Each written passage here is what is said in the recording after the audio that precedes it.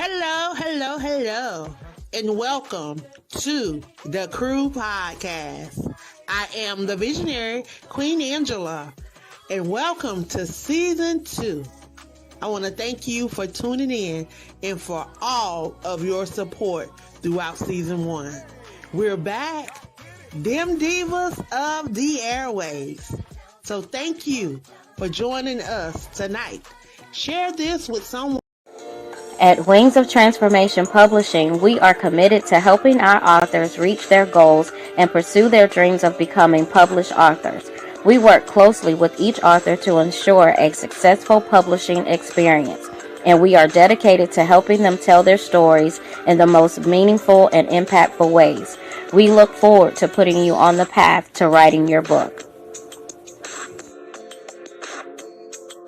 Aspiring Authors Magazine is a founding sponsor for Da Crew Podcast. Get featured inside the magazine and allow your voice to be heard around the world. Aspiring Authors Magazine is an international magazine founded in May of 2020 by Queen Angela. Get featured. Because I'm back. Welcome to the SC Book Gal and Friends Chat. We're going to be talking about the latest in book reviews, author interviews, and life. Come on in and join us. We're ready. Are you? I know you like that. How long you been back, man?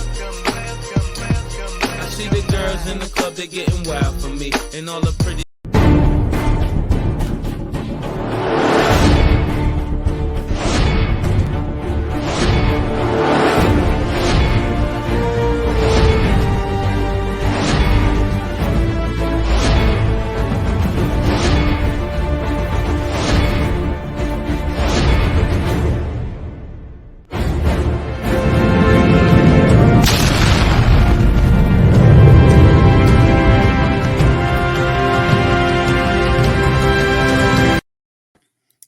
Hey everyone, it's another Saturday night, and I am here with you. My name is Patrice Grimball, and I am SC Book Gal 843. And y'all, so me and this author, we have already been chit-chatting before you guys got here. She got some poetry. Yes, I'm using my geechiness. She got some poetry, you guys. And then on top of her poetry, she has this beautiful, breathtaking artwork. Oh my God. Y'all have to see, I'm not going to let y'all see the artwork. See, y'all think y'all slick. Y'all going to have to get the book to see the artwork. But her name is Ms. Moore, and we're going to bring her up, and she's going to introduce herself. Come on up and join me, sweetheart. Hi, my name is Marcine M. Moore, and I am the author of the best-selling book, Phoenix Heart, which is poetry, as Ms. Patrice said, and I currently reside in Dallas, Texas. So y'all, we're going to get, well, y'all can see the cover like right behind her. If y'all see that, isn't that beautiful, you guys? I can just stare at it all day, and I've been talking to her about it. But you have to get the book to see some of the illustrations. You guys, I'm floored. And she said that somebody told her that poetry books does not have illustration. I think she done started a whole new sector of the game with this. Okay, you guys? So, Ms. Moore, welcome to SC Book Friends Chat. Thank you. Tell us a little bit about yourself. Well, about myself. I'm a fun-loving person. I've been writing on and off since since I was in school. I was kind of what you consider a nerd. But I did sports. So I've always written, and the poetry, it came about as many writers do, as therapy. So I was going through a separation, through a divorce, and so my very first poem was Beauty, which is the first poem in the Phoenix Heart. And so that helped heal me and help me work through and put my things on paper instead of doing other things to heal myself. But as far as me, I'm very open. I'm fun loving. I love sports. I love to travel. I like karaoke. I love karaoke. And Karaoke. yes, ma'am. I love So karaoke. I so can hold we the piano. we we at the karaoke bar. What is your go-to song? My warm-up song is either Jill Scott "The Way" or Bobby Caldwell "What You Want to Do for Love." And the people who are around the karaoke bars are probably like, "Yeah, that's her song. We know that's her." Okay, okay. I can do that. I can do some Jill Scott too. What Mhm. you do? I All can right. do that. I can see that. I can see that. So let's go to this book. You guys, I have my copy right here on my phone. So let's go to this Phoenix Sun. Where did the inspiration of the Phoenix Sun, the Phoenix Heart, come from?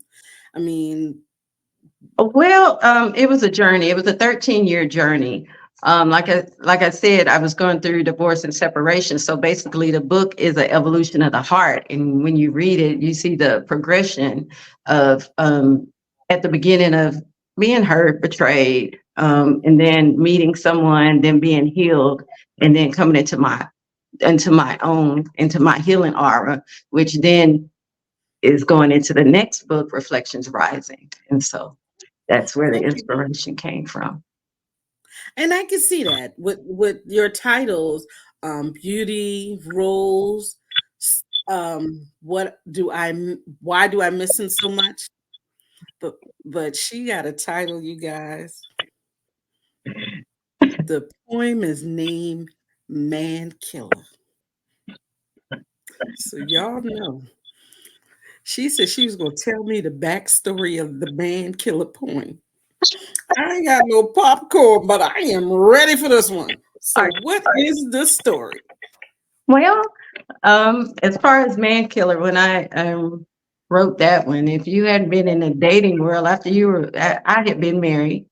So I'm at the point of separation and out. And everything I'm running into is like, okay. You know what? One man, two man, three men, I'm done because I'm hearing the same thing.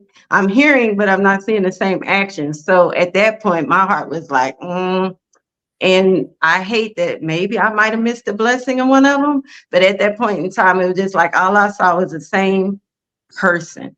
And I knew at that point that one line I said, "You will not mark my fate." You weren't gonna mark my fate at that time. So that's where the evolution of that poem came from. And you Oh, guys, I'm done. when you read the poem, she literally said, one man, two men, three, I'm done. And it makes so much sense because the dating world nowadays, Oh my gosh. I'm I'm I'm going I'm at the end of my divorce. We almost there. I give up. It's gonna be me. I told someone who I was talking to, I said, in order for me to date anybody else, Jesus will have to come down, sit next to me, and be like my homeboy trying to holler. That's the only way it's gonna happen. Because and Yeah, people say it's what you're accepting. No, it's what is being presented. You know. So I yeah, truly understand that point. yeah. And then as you know, that was kind of like the first half of, my healing journey because you go through phases after you get divorced. Well, at least I did. Let me speak for myself. At least I did. But I've learned that it's up to you what you accept, right? And then I do realize that what energy you put out is what you attract. That's also on you, right? Bingo, bingo. So that's when I was like, I'm stop looking. I don't even want to give energy no more. I just want to sit back and chill. Just want to chill because you're like, golly. You want to go see a movie? I ain't got nobody to go. You want to go together? That's where I am right now. What Yeah. is your favorite poem in Phoenix Heart? Um, Phoenix Heart, Phoenix Heart. My favorite poem is probably the most morbid poem of the book. Hollow is my favorite poem. So Hollow was Morbid poem. Hold on. well, it's kind of the most darkest. It's the darkest poem in the book to me as the author, because Hollow was to the point where you ever been at a crossroads in your life, you either go left or right. I was just hollow. Because it's me writing it from my point of view. I was just hollow. It was like I had no feelings. So something, I needed something to let me know I was alive, because at that point it was just like that was the bottom, like we're talking about the dating world, and friends betraying you, maybe trouble going on in your life. And I was just hollow. And that was the turning point where which way am I going to go? Left or right? But I ended up on my knees and I made it through that point in my life, right? But that to me, that's my favorite poem. Yes. At all of them. What would you want somebody to take from this work? From this one? From Hollow? Well, yeah, that would be great. Yeah. I want them to take that, that if you are hollow or have a feeling where you don't know where to turn or what to do, you will make it out of that situation. You just have to learn how to click it away, learn your lesson from what you were supposed to learn from whatever situation you were in that made you feel that way. That's what I want somebody to get out of that point. Because, sometimes people can be so distraught or in any type of turmoil or situation, and they think they cannot make it out of it. But I'm here to say you can. You will, no matter what it is, because what you may feel at 20 years old is not going to matter to you by the time you hit my age. You're going to think, you think that was a problem? Oh, that's nothing now at my age, right?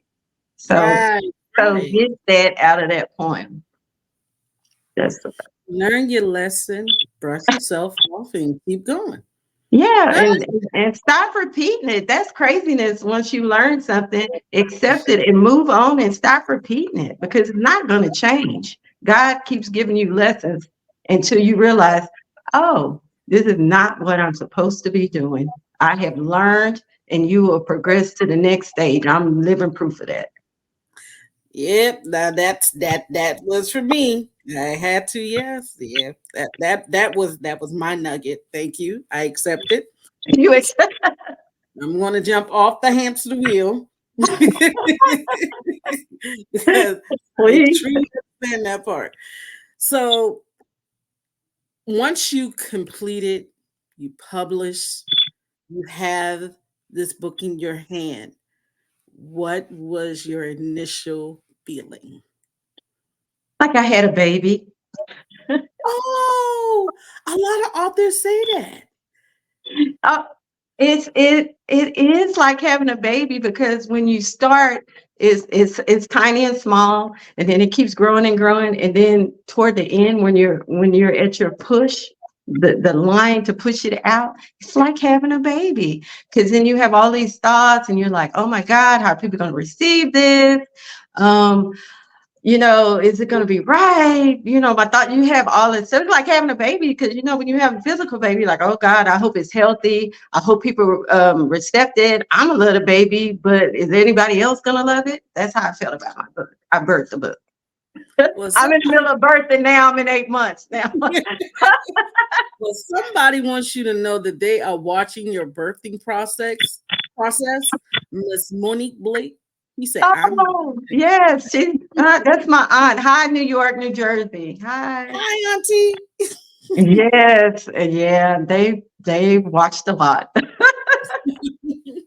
So we went from Phoenix Sun. Why am I keep on thinking? Because you see the fire, you see the red and the orange. Yeah. It's the heart. It's the heart, though. The Phoenix heart. And now you said you're 8 months pregnant, you're about to give birth. Yes, I am. We're going to take a little break, and we're going to talk about that new baby you're about to have. So you guys, we're going to take a little break. We'll come back, and we're going to talk about baby number 2. Baby number 2. Poems in it too. Okay, you guys? So, hold on, and we'll be back.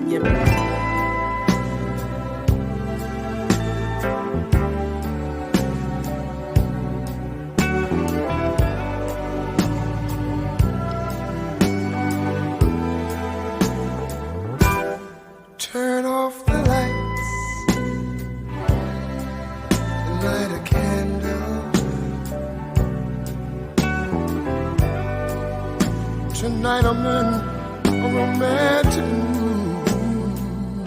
Yeah. Let's take a shower together. I'll wash your body, you wash mine. Yeah.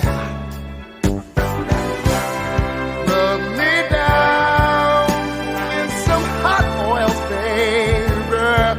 Yeah. And I'll do the same thing to you. Just turn off the lights. Come to me. Girl, I want to give you a special treat. You're so sweet. Turn off the lights. Y'all know that's my song, so I'm back here dancing. I was too. Okay.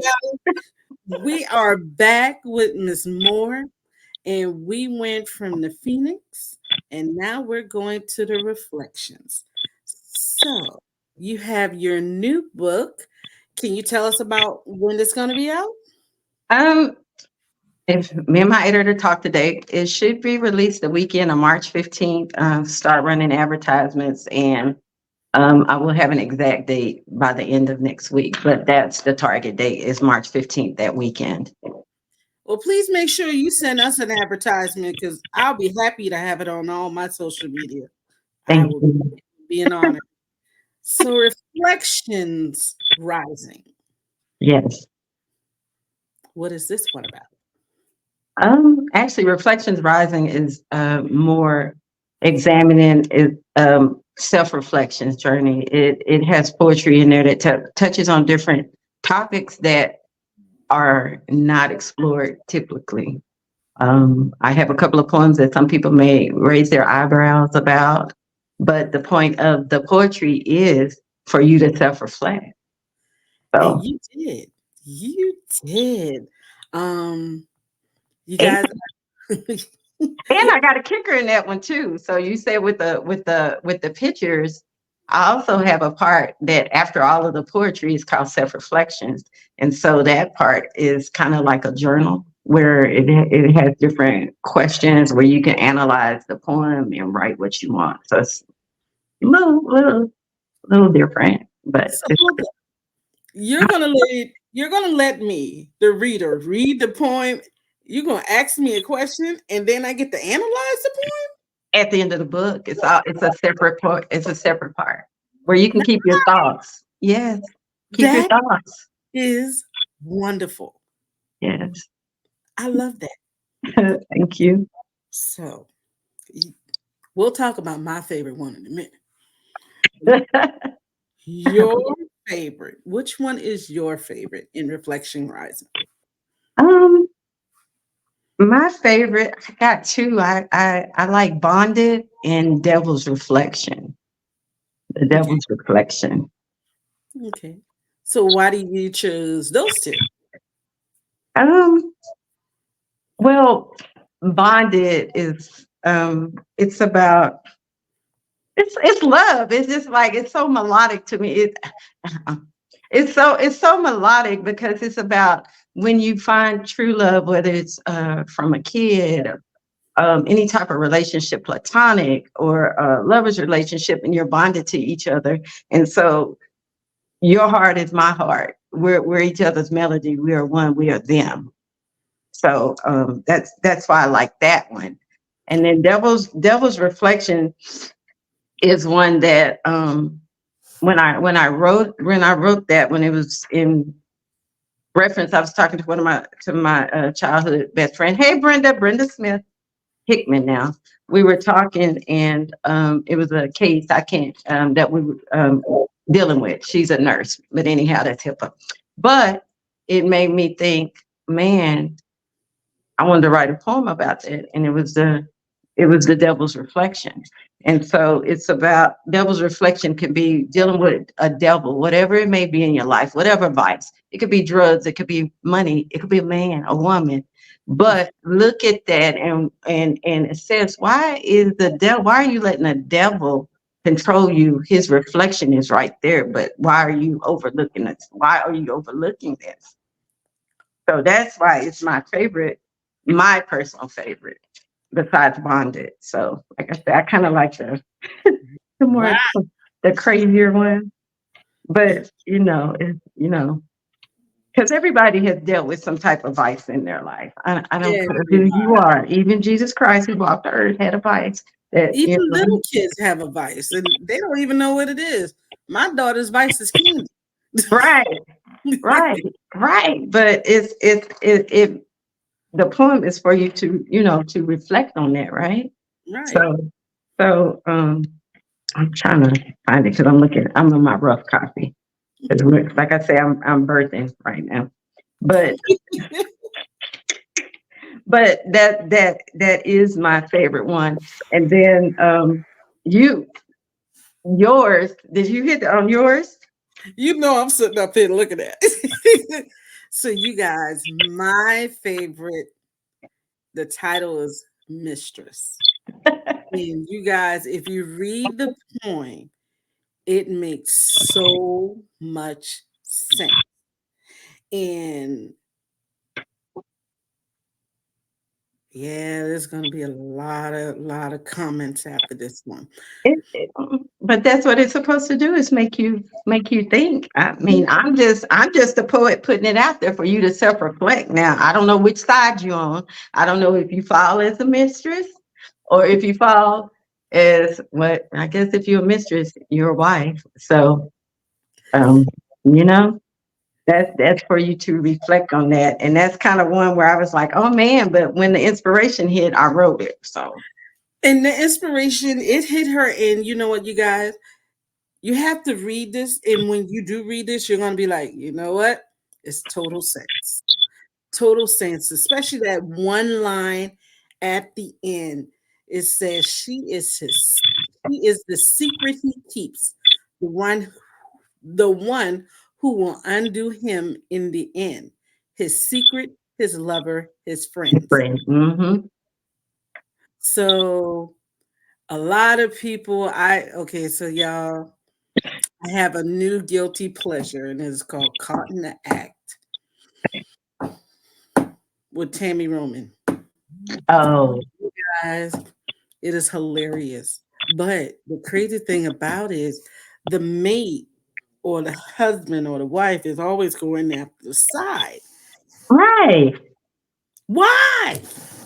You know what? To me, she didn't. I don't care if it's a popular opinion, unpopular, because I have been a wife, and I've been through that. But the thing is he didn't walk. She didn't walk down the aisle with you and put a ring on your finger. She didn't do the commitment in front of God. He did. The only time that I would ever confront a woman is if you're my friend or somebody who knew we were together. And even then I still would put that on him, but she would get a piece of it. But other than that, my opinion is stop going after the other women, especially if they don't know. That's just my thing. If they don't know, why are you holding them accountable? So remember how when we talked earlier, I told you I always bring the element of pop culture in? Yes. So this poem, The Mistress, if you could get any female actor, or I don't even want to do rap because that's too any R&B female artist, if this poem was made into an individual, who do you feel will be the perfect person to play that part? To pay the mistress? Mm-hmm. Taraji or Sanaa Lathan. Mm-hmm. I can see that. But you know who I thought? Who? I thought Latifah. Wait, And why? Because that one line, she has no expectation, but loves to have fun and enjoy. I could see Queen Latifah sitting out there riding bikes with you, and then turn around doing the other dude, and then turn around, and I could see her. But Sanaa Lathan, I could see that too. Sanaa Lathan, I really could. I could see Sanaa. I love her, and I like Taraji, and I like Kerry Washington. Kerry probably could do that. Yeah, because she did a good job and she played in Scandal. Like, yeah, hello, she the epitome of the mistress. Wait a minute, yes. Yeah, mark Carey down. She did it. I mean, She we did all that. Thursday night trying to figure out where she was going next with this. But she did that. Yeah, she did. Yeah, Carrie. Mm-hmm. You have another poem that actually that came out to me, and I'm trying to find it right now. Love Me Out Loud. Oh, yeah. I can actually hear that as a song. Wow. Yeah. Well, that's beautiful. My people who make music, I can be your ghostwriter. No. I read that one and I was like, I could see this being a song, something that a scene in a movie where they're finally coming into that love with each other. You know how they played a little song in the back. I can actually hear that in the background. Love Me Out Loud. Yes. Yeah, I could see where that could be melodic. Yeah, that was another deep one. That Yes. from Very deep. Yeah, and it's crazy how I get the inspiration because I walk around and I put everything on my cell phone. I'm very handsy. I'm sorry, and I put everything on my cell phone. And this goes back to the dating scene. Here we go again. Woo, back to the dating scene. And I talk with my girlfriends. We have like these deep conversations, and then this one came from where it's like you have men around you, but it's not like they want to be around, but they don't want to love you out loud. And it's like I'm sick of that. Can you love me out loud? Just like a whole conversation. I had this with probably two to three girlfriends in less than the span of a week, and I said, "Oh, okay, this is a theme. This is a poem that I need to get out and put it on paper for someone to read that, because women are asked, and a man, and it could be a man on the other side, because women do the same thing. May go around with a guy, but you're not loving him out loud, and or vice versa. And then it gets to the point where you're asking, please love me out loud. And by the time they decide to love you out loud, it's over with, because at this point in time, it's like I've been asking you, you're not hearing me.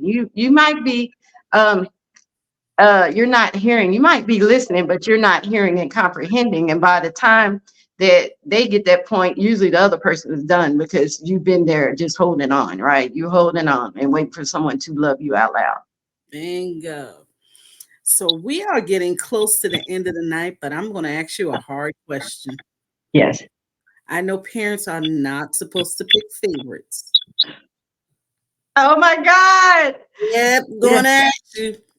So are we Phoenix or are we Reflections? Which one is rising? My favorite right now? Oh my gosh. I'm gonna have to say the new baby. Oh, so what makes the new baby outcome the old baby with a toddler right now? Yeah, because they're new. No, no, because like I said, I was able to put different poetry, newer poetry in, because the Phoenix Heart is older. He's my old baby, my old child. So, but it was older poetry throughout the years, and this one is more reflective of who I've evolved into and the topics of today. The poetry varies different topics that I like to touch on at this point in my life. But that is great. Thank you. Thank you. Thank you. I've had so much fun with you tonight. These Thank poems, you. guys, they are wonderful. And I'm sitting up here and I didn't get to read them all, but now my eyes are glancing. Like I already told her, I'm going to have to ask Jesus to forgive me tonight, because I'm going to read this. So, but before we leave, we would like to know how we can follow you, stay in tune, keep up to date with everything that's going on. So tell us how we can follow you, social media, everything. Okay. On my Facebook, it's marcinem.moore. TikTok is marcinem.moore. Instagram is the THA real Ms. MZ Moore on Instagram. And I have what am I missing? And I'm on LinkedIn as Marcine M. Moore.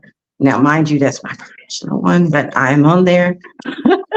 On LinkedIn, I do have a website that will be coming and it's in progress. But yes, you can follow me there. I appreciate it. And the book, can I plug my book?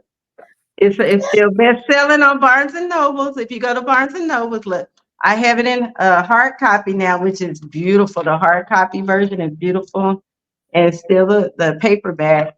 And Reflections Rising will also be in paperback and hardcover. And I'd like to tell everybody thank you who's been supporting me, because without you, my book still would not be selling. So thank you.